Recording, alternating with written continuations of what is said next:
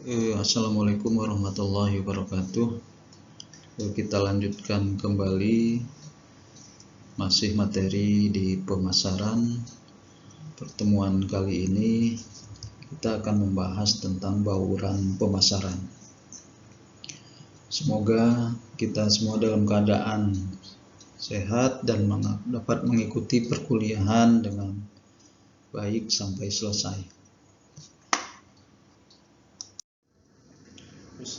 Yang selanjutnya adalah bauran pemasaran. Nah, ini merupakan rencana pemasaran, strategi pemasaran ya, memfokuskan upaya memenuhi kebutuhan dan keinginan pelanggan. Nah, bauran pemasaran itu sendiri terdiri dari produk, penetapan harga, distribusi, dan promosi. Produk. Nah, produk ini pemasaran dimulai dengan produk atau barang, jasa atau dirancang untuk memenuhi kebutuhan atau keinginan konsumen. Ini produk. Sedangkan penetapan harga, menetapkan harga. Ini adalah strategi menyeleksi harga yang paling tepat untuk menjual produk. Ada distribusi, bagaimana mendistribusikan suatu produk ke konsumen, dari produsen ke konsumen. Promosi, bagaimana menyampaikan produk itu ke konsumen ya, melalui apa? Tentunya melalui informasi, baik berupa iklan ya, atau internet marketing dan lain sebagainya. Oke, produk. Nah, produk itu sendiri ada siklus kehidupan produk ya. Siklus kehidupan produk. Di sini ada introduction, growth, maturity, dan scaling. Nah, tahap perkenalan atau introduction ya, produk berjalan melalui berbagai tingkatan tadi, yaitu daur hidup produk. Nah, ini daur hidup produk ini menunjukkan tahapan dari pertumbuhan yang dapat memberi gambaran manajemen perusahaan untuk mengambil keputusan apakah produk tersebut akan dilanjutkan atau tidak. Nah, dan kapan produk baru harus diperkenalkan. Ini namanya life cycle produk. Tahap pertama adalah tahap perkenalan atau introduction. Tahap ini produk barulah lahir dan belum ada target konsumen. Ya. Sehingga apa? Dibutuhkan pengenalan produk dengan cara target pasar ya, dengan berbagai cara. Itu pengenalan ya, pengenalan produk itu melalui promosi, melalui diskon harga produk ya. Nah, ini untuk perkenalan produk. Yang kedua, sudah melakukan perkenalan, maka apabila produk kita sudah dikenal oleh masyarakat dan sudah diketahui oleh konsumen, maka biasanya akan mengalami pertumbuhan atau growth. Produk akan mengalami pertumbuhan, di mana konsumen mulai mengenal produk ya, produk yang dibuat oleh perusahaan dengan jumlah penjualan dan laba yang meningkat pesat. Tentunya dengan penjualan dan laba yang meningkat pesat ini harus dibarengi dengan promosi yang kuat ya, terus gencar-gencar promosi. Nah, kalian perhatikan apabila perusahaan mengeluarkan suatu produk baru. Nah, tahap pertama mereka gencar promosi ya, mengenalkan produk ya, melalui media-media iklan. Yang kedua, setelah pertumbuhan terus mendapatkan laba, mereka gencar lagi melalui promosi-promosi.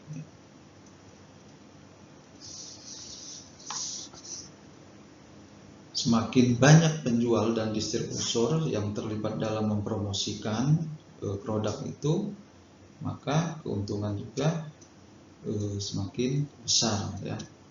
Sehingga permintaan pasar juga semakin besar. Setelah mengalami pertumbuhan, maka akan mengalami yang namanya maturity atau kedewasaan atau juga kematangan produk.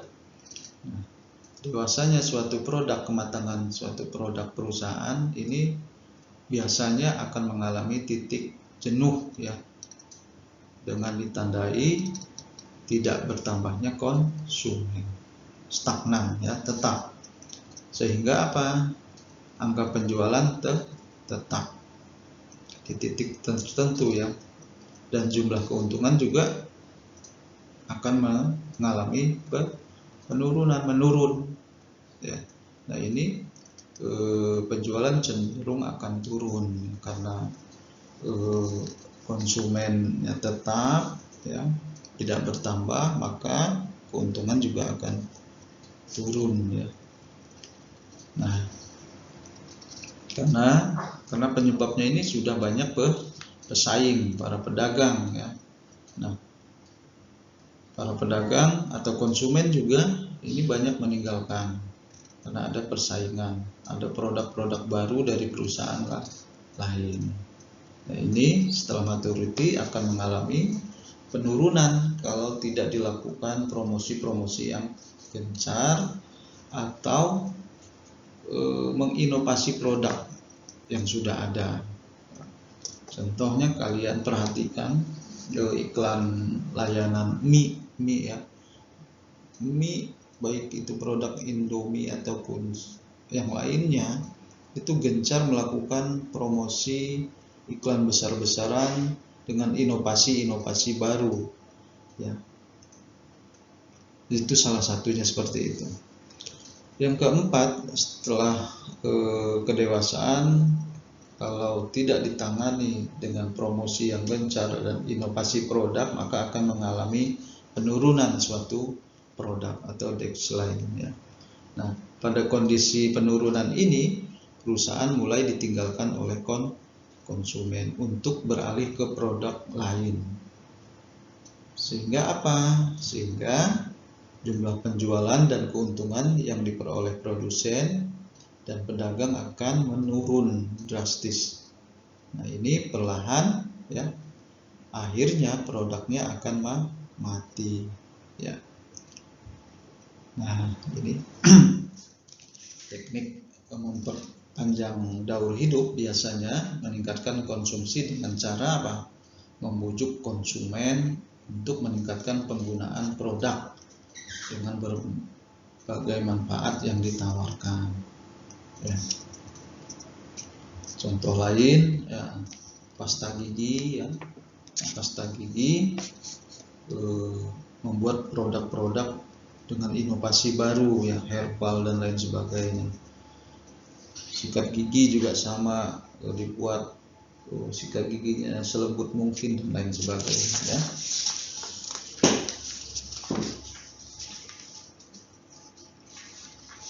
Yang kedua, yang tadi adalah meningkatkan konsumsi dengan cara membujuk konsumen.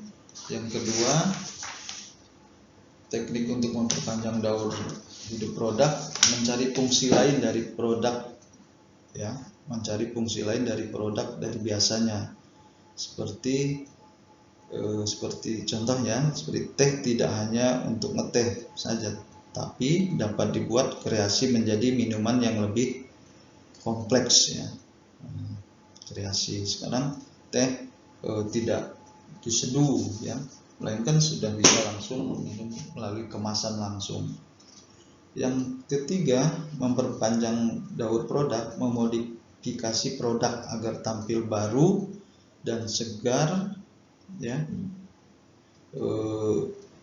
baik dari sisi isi kemasan, takaran, ukuran, manfaat dan lain sebagainya. Nah, ini contohnya produk Unilever ya, biasa kita perhatikan. Ini kemasannya diganti, kemasannya dibuat baru ya, gambar baru dan lain sebagainya. Yang selanjutnya adalah mencari target konsumen baru. Nah, jika pasar sudah tidak didapat, maka kita harus mencari konsumen, segmen pasar baru untuk dibujuk menjadi pelanggan. Ya. Contoh mencari target baru, rokok sempurna hijau yang tadinya membidik golongan menengah ke bawah, sekarang golongan menengah ke atas, yaitu dengan apa? Membuat produk baru khusus untuk segmen pasar menengah ke atas. Itu tentang life cycle produk. Dalam bauran pemasaran, di sini ditetapkan penetapan harga. Nah, dalam penetapan harga ini merupakan alat untuk mengkomunikasikan nilai produk kepada pasar.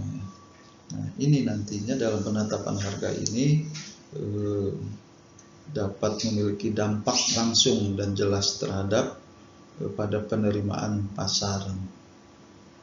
Nah, sehingga bauran pemasaran ini dalam menetapkan harga ada secara umum. Pertama adalah cost based pricing. Nah, ini menetapkan harga berdasarkan biaya produksi.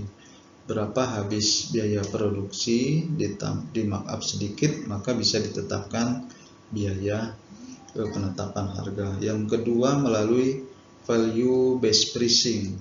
Value based pricing ini penetapan harga berdasarkan persepsi calon konsumen terhadap nilai barang, ya. Nah, metode ini ya biasanya menggunakan persepsi nilai dari pembeli, bukan dari biaya penjualan, ya, nilai dari pembeli. Nah, dalam menetapkan harga ini, pertama konsumen bersedia membeli atau membayar untuk produk yang Anda tawarkan, sedangkan biaya produksi baru dilihat belakangan untuk mengetahui apakah biayanya masih dapat menguntungkan atau tidak, ya. Ini yang dimaksud dengan persepsi calon konsumen atau terhadap nilai barang. Ataupun juga kalau kalian perhatikan suatu produk, ya, contoh produk yang akan dijual di pasaran, contoh salah satu smartphone, ya. Kalau kalian perhatikan, smartphone-nya belum beredar, tetapi spesifikasinya sudah keluar. Biasanya di situ ada perkiraan penetapan harga oleh konsumen dengan spesifikasi yang sudah ada. Nah, itu bisa dijadikan rujukan untuk menentukan penetapan harga berdasarkan persepsi calon konsumen. Yang ketiga adalah kompetisi based pricing. Nah, ini penetapan harga berdasarkan persaingan perusahaan, ya. Nah, ini biasanya penetapan harga ini berdasarkan harga yang ditawarkan rata-rata persaing. Ini tidak memperhatikan biaya dan permintaannya. Perusahaan, ya, dapat mengenakan harga yang sama atau bisa juga lebih tinggi atau bisa lebih rendah dari pesaing utamanya. Ini menetapkan harga berdasarkan persaingan, ya.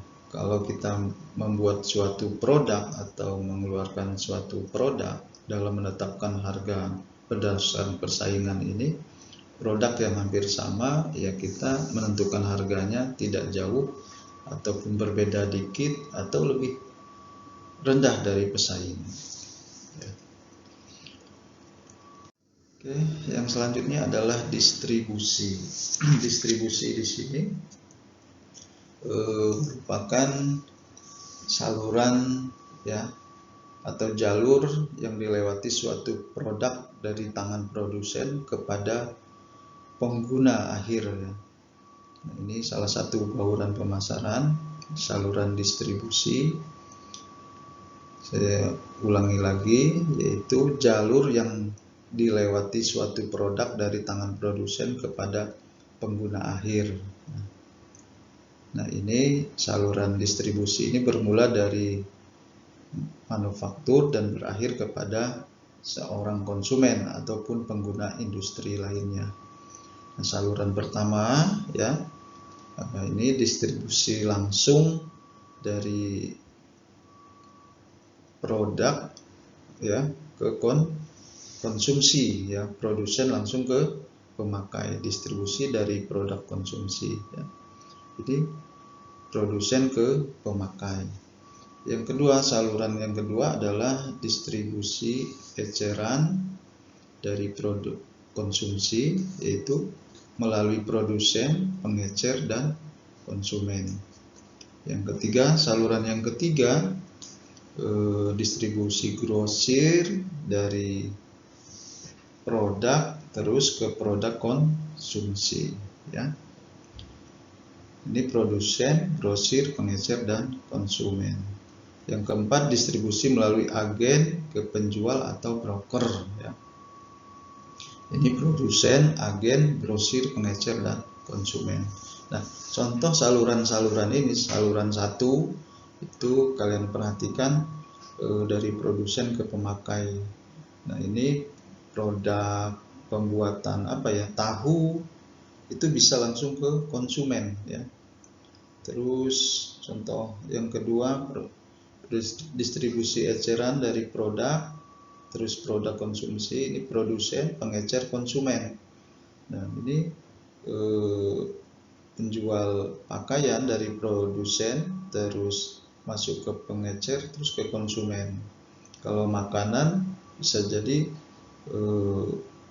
makanan berupa apa ya, makanan ringan ya, UMKM membuat suatu produk makanan keripik dari produsen masuk pengecer maupun konsumen. Nah, yang saluran 3, produsen, grosir, pengecer, dan konsumen. Nah, ini biasanya manufaktur seperti Indofood ya, produsen terus masuk grosir ke gudang, lalu ke pengecer dan konsumen. Begitu juga dengan saluran keempat. Nah, saluran pemasaran itu yang tadi merupakan jaringan ya, perantara dari agen, pedagang, retail ya, yang terorganisir untuk melakukan aktivitas pemasaran yang diperlukan atau untuk menghubungkan antara produsen dan konsumen ya. Oke, ini contohnya. Oke, contoh saluran-saluran tadi.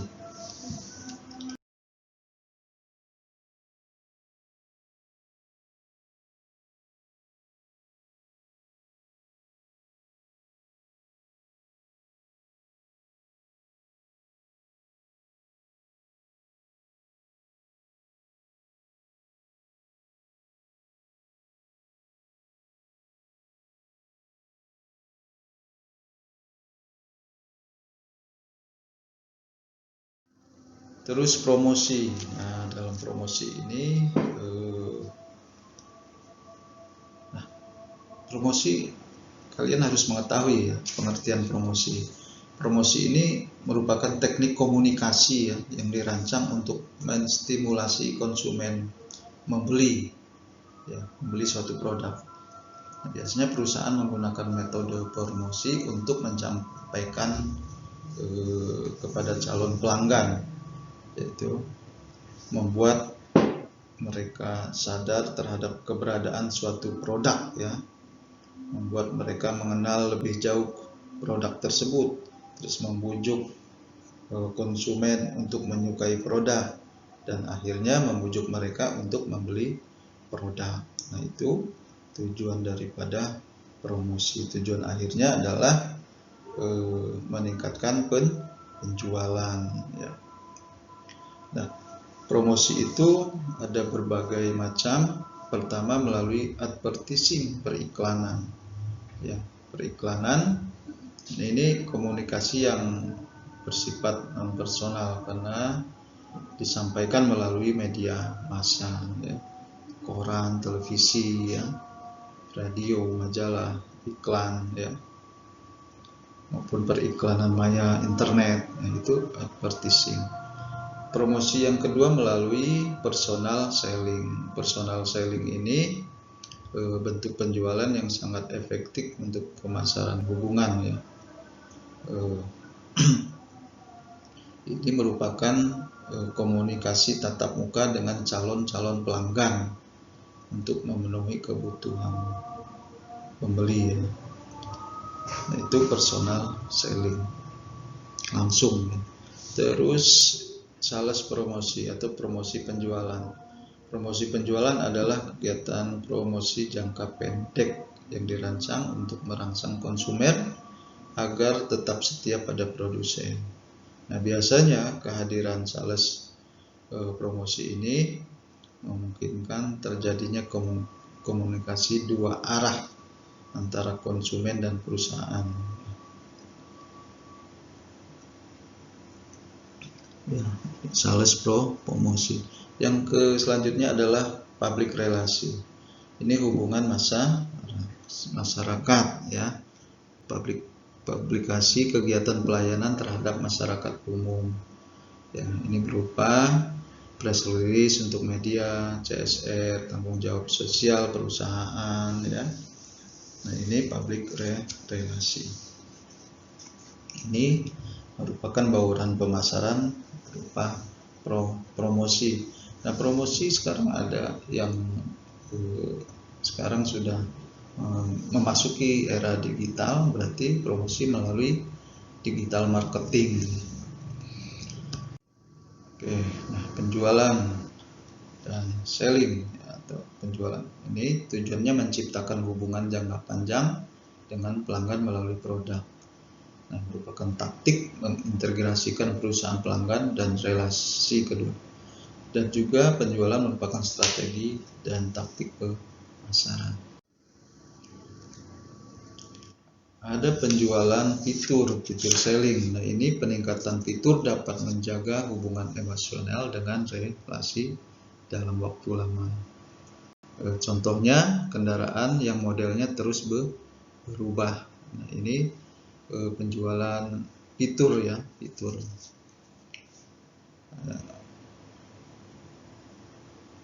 Yang kedua, penjualan melalui manfaat. Nah, produk yang banyak manfaatnya akan disukai oleh pelanggan.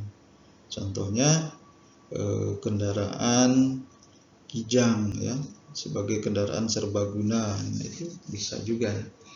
Terus solusi melalui solusi, jika produk sudah membanjiri pasar, menawarkan keunggulan fitur atau manfaat tidak efektif, maka ditawarkanlah solusi. Contoh, mobil Honda Jazz menawarkan solusi untuk lahan di perkotaan, atau sekarang mobil Ayla ya, Toyota mengeluarkan mobil LG Sisia untuk perkotaan ya, yang garasinya bisa kecil ya, harganya juga terjangkau, bahan bakarnya juga murah ya, irit. Nah, itu solusi. Yang tiga adalah membangun ikatan dengan pelanggan. Nah, jadi penjualan fungsinya membangun ikatan dengan pelanggan, membangkitkan rasa bangga ya. Harga murah jika menjadi anggotanya ya. Contoh apa? Kalau kita contoh smartphone ya, kita mempunyai smartphone terus berlangganan provider, salah satu provider ya, membangun ikatan pelanggan itu, provider tersebut memberikan kemudahan pelayanan kalau kita nelpon dengan biaya murah ya, bisa jadi ya. Oke, itu selling. Yang selanjutnya adalah bauran pemasaran. Ada 4P yang tadi sudah kita bahas, produk, price, place, dan promosi. Terus sekarang 8P, people, proses, physical evidence, public relation. Yang tambah satu lagi jadi 9P, yaitu power. Jadi bauran pemasaran yang pertama adalah 4P ya, ada produk, price, dan promosi. Ditambah lagi dari 4 jadi 8. Jadi people, proses, physical evidence, dan public relation. tambah satu lagi yaitu power. Nah, 4P ini sudah kita bahas tadi, ada produk, price ya, penetapan harga, terus price tadi distribusi sudah kita bahas, terus ada promosi melalui iklan ya, promosi penjualan, publikasi, pemasaran langsung ya. Terus 8V ya, people. Nah, ini bauran pemasaran berupa people atau orang ini adalah pelaku yang memainkan peranan penting dalam penyajian jasa. Nah, people ini biasanya dalam servis pelayanan jasa ya. Ini dapat mempengaruhi persepsi pembeli. Elemen dari orang atau pegawai perusahaan, konsumen dan konsumen lain, semua sikap dan tindakan karyawan, baik itu berpakaian ya, seragam ya, penampilan ya, ini bisa mempengaruhi terhadap keberhasilan penyampaian jasa. Nah, people ini merupakan unsur vital dalam pemasaran. Jadi setiap organisasi jasa harus jelas menentukan apa yang diharapkan dari setiap karyawan dalam interaksi dengan pelanggan. Apabila karyawan bersikap baik terhadap pelanggan, ramah, responsif, mampu melayani pelanggan dengan baik, maka ini pemasaran terkait dengan people ini konsumen akan mendapatkan nilai kepuasan. Terus yang selanjutnya ada proses. Nah, ini semua produk aktual, mekanisme dan aliran aktivitas yang digunakan untuk menyampaikan jasa. Nah, ini memiliki arti sesuatu untuk menyampaikan jasa, proses, jasa, faktor utama dalam bauran pemasaran jasa. Jadi 8P ini untuk jasa ya, digunakan untuk pemasaran jasa. Nah, proses yang dimaksud kecepatan penanganan, kelancaran distribusi ya ke tangan konsumen akhir. Nah, ini seluruh aktivitas kerja, prosedur, tugas-tugas, jadwal, mekanisme semuanya ini harus digunakan dalam pemasaran jasa. Terus yang selanjutnya physical evidence, tampilan fisik. Nah, sarana fisik. Nah, ini bahwa perusahaan mendukung produk atau jasa yang ditawarkan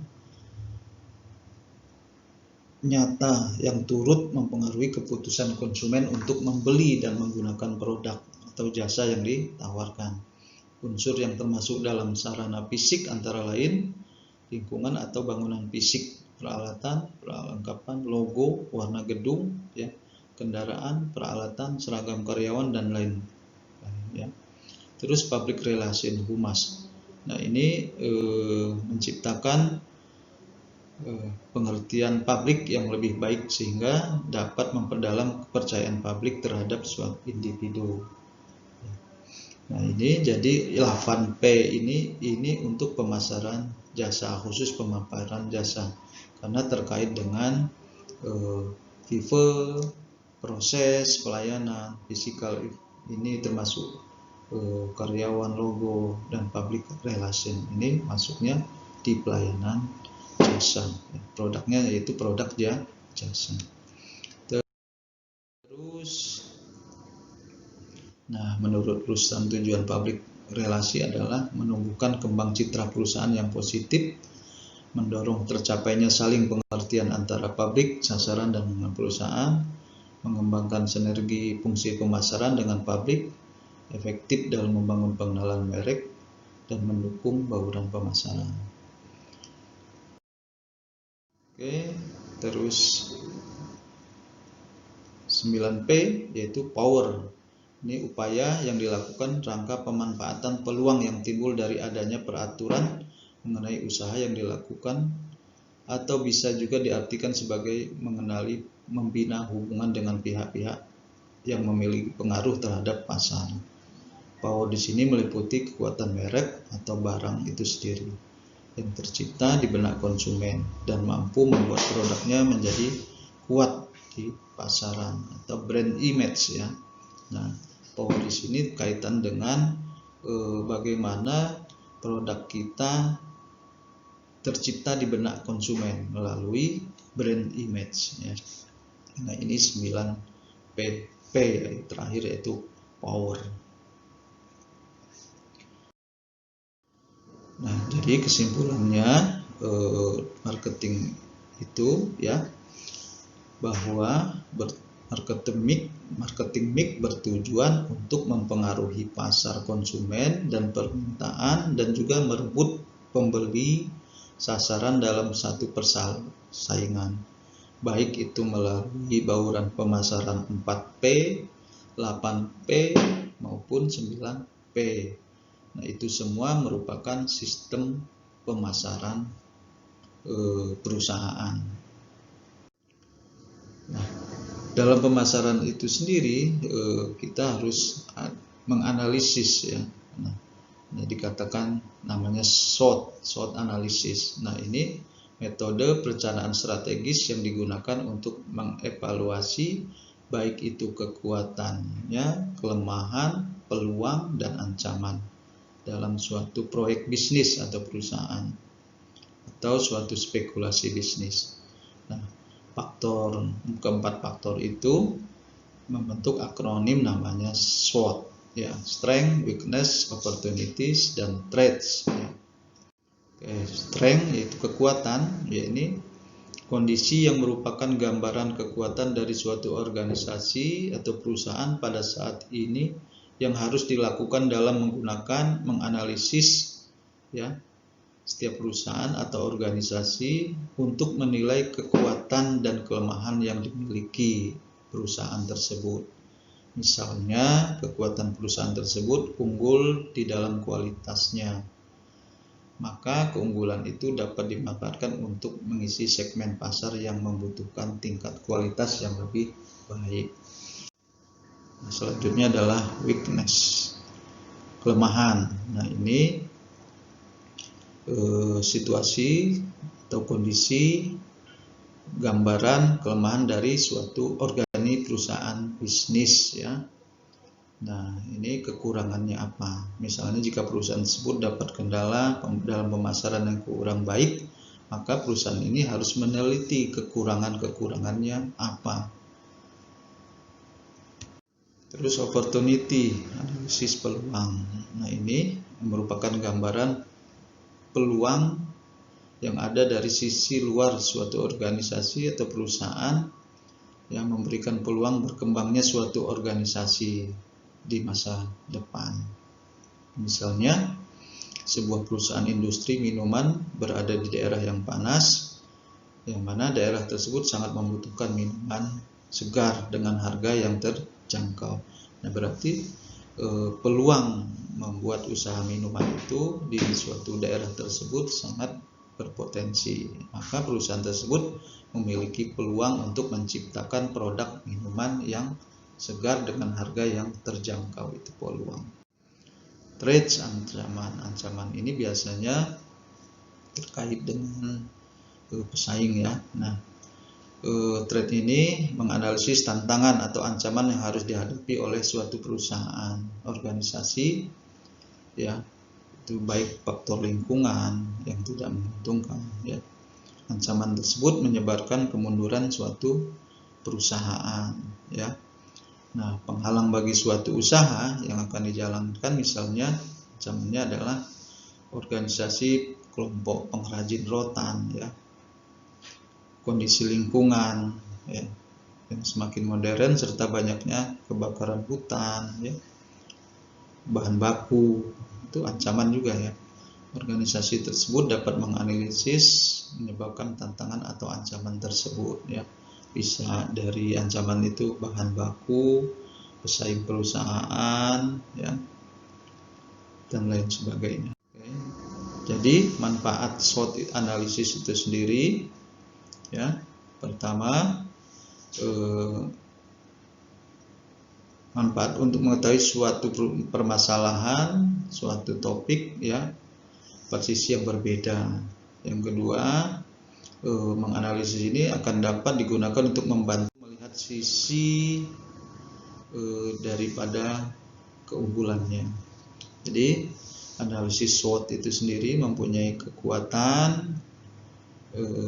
Kekuatan itu isinya kompetensi inti, paten yang dilindungi, fasilitas unggul, sedangkan kelemahan, keluhan ya,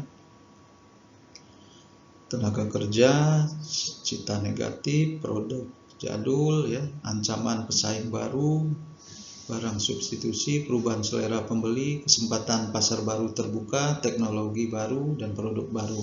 Nah, ini untuk membuat analisis SWOT, SWOT pemasaran atau produk. Nah, ini contohnya seperti ini. Nah, elemen-elemennya ini. Oke, terus nah contoh ini contoh analisis SWOT ya, berupa kendaraan Toyota Trade. Kekuatan Toyota menghadapi persaingan yang ketat dan besar dalam pasar mobil global, krisis ekonomi global, opportunity, terus ada weakness, ada strength. Nah, ini contoh ya, kalian baca dan perhatikan. Terus ada lagi contoh SWOT bisnis makanan ya, ada strength, weakness, opportunity-nya, traits. Nah, ini kalian bisa pelajari dan baca. Oke, ada strategi pemasaran, ada strategi penetrasi pasar, pengembangan pasar, dan strategi pengembangan produk, dan segmentasi pasar. Nah, strategi penetrasi pasar ini strategi meningkatkan penjualan dari produk yang sama ya atau lama dalam pasar yang sekarang atau lokasi yang sekarang, tentunya melalui peningkatan usaha, penjualan, dan periklanan. Kalau pengembangan pasar ini tujuannya meningkatkan penjualan dengan memperkenalkan produk atau jasa yang sama ya atau lama pada pasar yang atau segmen yang baru. Ini strategi pengembangan pasar. Jadi meningkatkan penjualan produk tetapi di pasar yang baru. Terus strategi pengembangan produk. Nah, strategi pengembangan produk ini usaha untuk meningkatkan penjualan dengan menambah produk atau jasa baru pada pasar yang lama atau pasar yang sekarang. Kalau segmentasi pasar ini merupakan strategi untuk memilah pasar ya. Memilah pasar dengan membagi-bagi ke dalam kelompok yang lebih homogen. Contoh, Anda memilih pasar untuk produk Anda adalah laki-laki dewasa yang tinggal di kota-kota besar dengan penghasilan di atas 5 juta per bulan. Nah, itu segmentasi. Jadi segmentasi itu adalah cara membagi pasar atau mengelompokkan pasar ke dalam beberapa segmen ya. Nah, oke. Nah, terus selanjutnya ada segmentasi, targeting, dan positioning. Segmentasi membagi atau mengelompokkan pasar ke dalam beberapa segmen yang tadi. Targeting memilih satu atau lebih segmen pasar yang dijadikan target, sedangkan positioning upaya mengkomunikasikan konsep produk agar masuk ke dalam benak konsumen ya.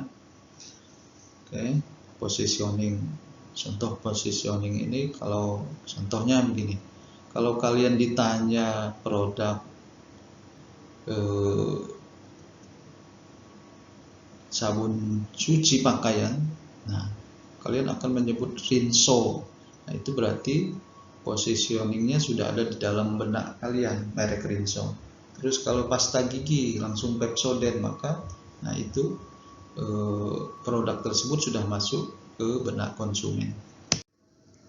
Nah Segmentasi pasar, ada segmentasi geografik, ini berdasarkan negara, regional, provinsi, kota, dan kecamatan. Nah, proses pembagian pasar ke dalam kategori jenis pelanggan.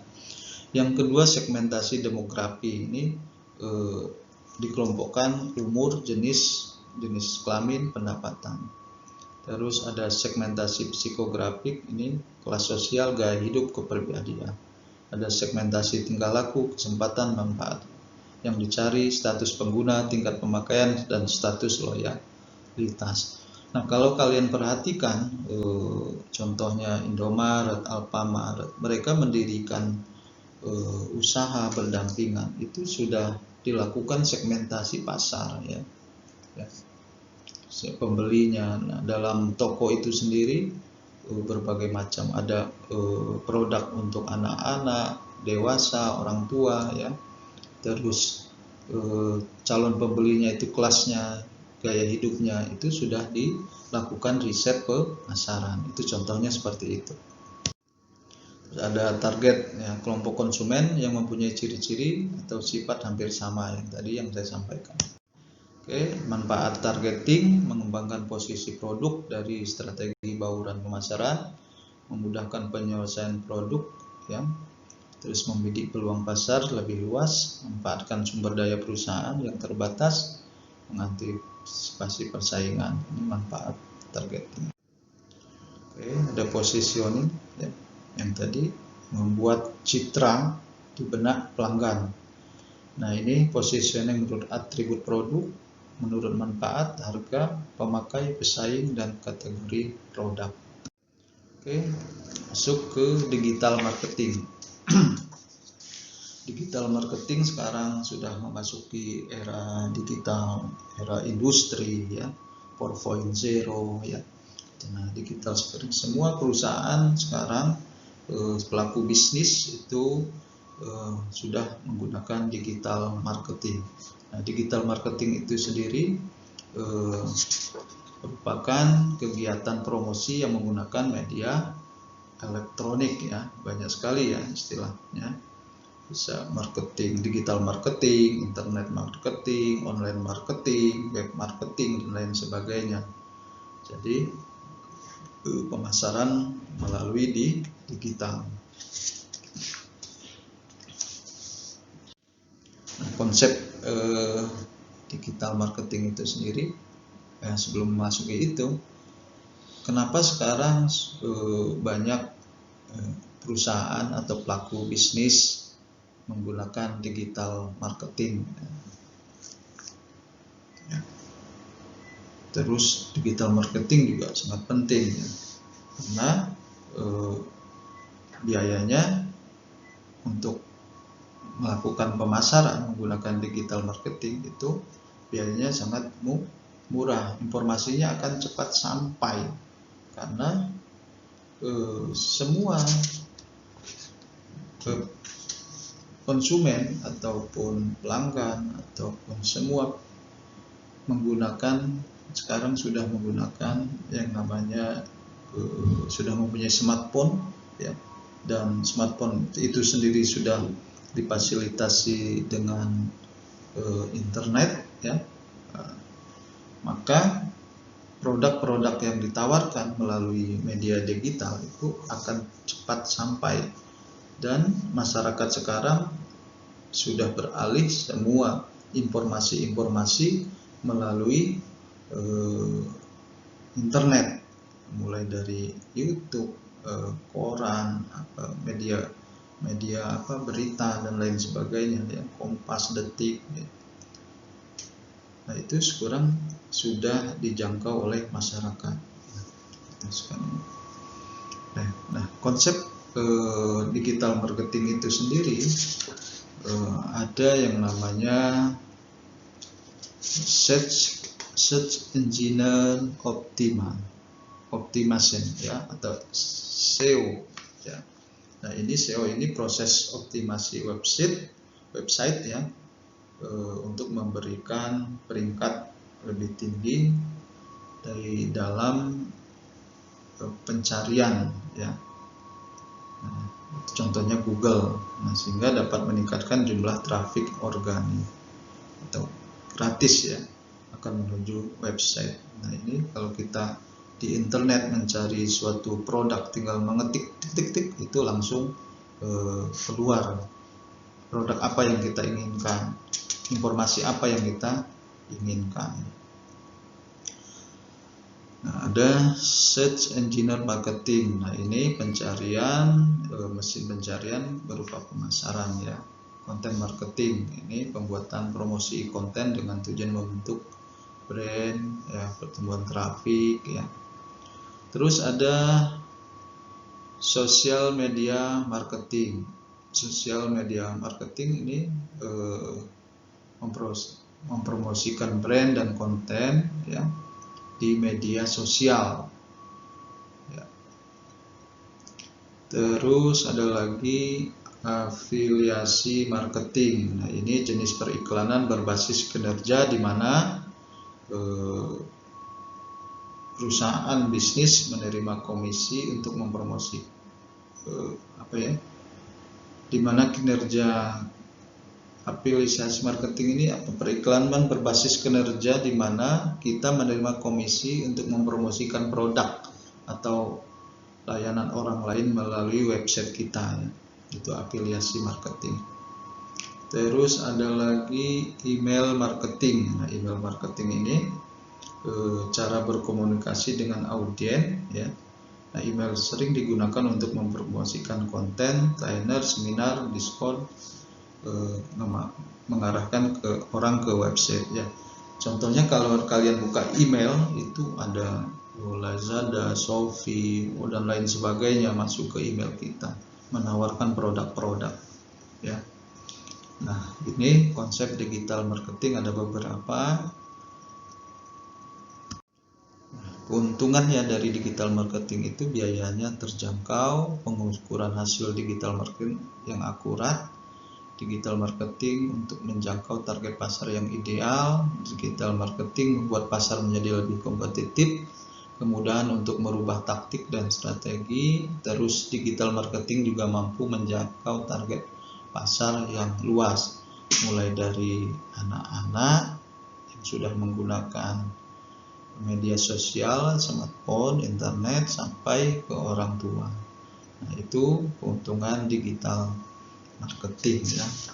Jadi kalau kalian mempunyai suatu bisnis sekarang, untuk mempromosikan atau sistem pemasarannya, mempromosikan suatu produk, gunakanlah dengan digital marketing ya. Oke, terus ada tugas ya, tugas kelompok. Lihat di RPP ada tugas kelompok tentang pemasaran yang dikumpulkan di Skalsa, terus dibuat PowerPoint untuk presentasi per kelompok ya. Oke, itu saja yang dapat saya sampaikan tentang pemasaran pada hari ini. Semoga bermanfaat. Yang belum jelas silahkan tanyakan dan kita diskusikan di dalam forum. Terima kasih. Assalamualaikum warahmatullahi wabarakatuh.